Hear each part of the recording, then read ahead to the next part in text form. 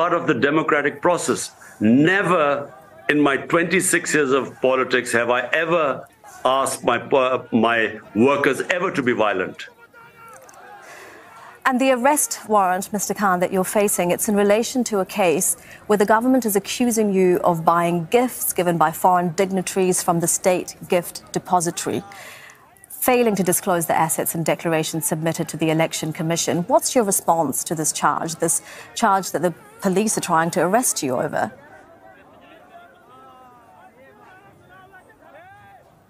This is absolutely a fabricated allegation. It's not even it's not even contested by us. It's just a charge and an allegation made by the police, by this government.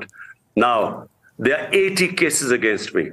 And just to let you know, in the last few months, every other day there's a fresh case. So there's a case of murder, there's a case of sedition, there's a case of blasphemy, there's a case of terrorism.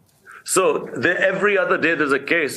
All we have asked, we are going to go to the Supreme Court and we're going to ask them to club all the cases together.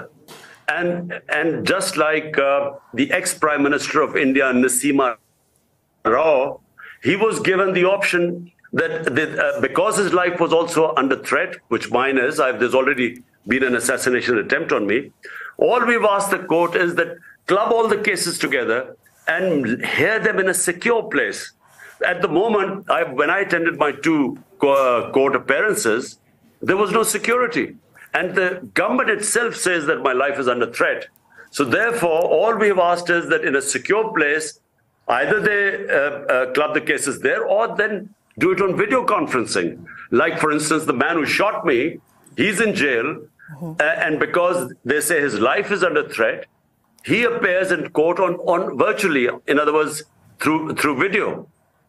So you want the same rights that have been given to him. The government says the Interior Minister is saying they will arrest you by the end of Tuesday. If this happens, what does it mean for your party ahead of provincial elections that are due in April and the national election later this year? Well, I'm mentally prepared. I'm already that they would come and arrest me tonight because there's a huge force outside. I mean, they have not just the police, they've got the Rangers there too, which is the army. And it seems as if Pakistan's biggest terrorist is holed up inside. So, I think they're determined. The reason why they want to arrest me is not because they're worried about rule of law, because the biggest criminals are right now sitting in government. 60% of cabinet is on bail on corruption cases. It's because they want to remove me from the electoral contest, because they are petrified of the popularity of my party. It won out of 37 by-elections, it swept 30 elections. So according to all opinion polls, we would sweep this upcoming election. And that's why they want me removed from the scene. The attempted murder was because of that. And now this putting me in jail is exactly following the same script.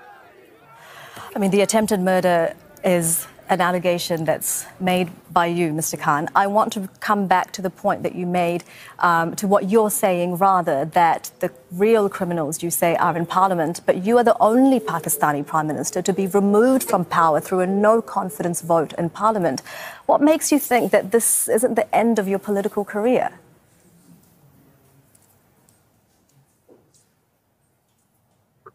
Well, normally when someone is removed from power, it means that they have to be prepared for political wilderness for quite some time.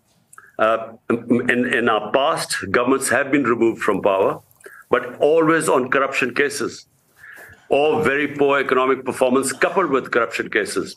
This is the only time a government had a track its performance according to the Economic Survey of Pakistan, which is an annual publication of the country's yearly economic performance. So according to that, the journal that is published every year, we had the best economic performance in the last 17 years, despite 2 years of COVID. So our government was not removed either because of corruption or because of lack of economic performance. It was removed through conspiracy. And that's why there has been such a public backlash. So never has a government been ousted and the popularity has soared. I mean, in Pakistan's history, never has a government the amount of popularity that my party has. And it's because people feel it was unjustifiably removed through conspiracy. And you have alluded, more than alluded, in fact, to US involvement in this conspiracy to remove you from power. Why would the US be involved in this? Well, in the beginning, we thought this was initiated by the US, but actually it was initiated by our ex-army chief, who was then the army chief, and he built this campaign against me. And actually, he was the one who hired a lobbyist called Hassan, who actually campaigned while I was the prime minister. He was campaigning, telling the Americans I was anti-American.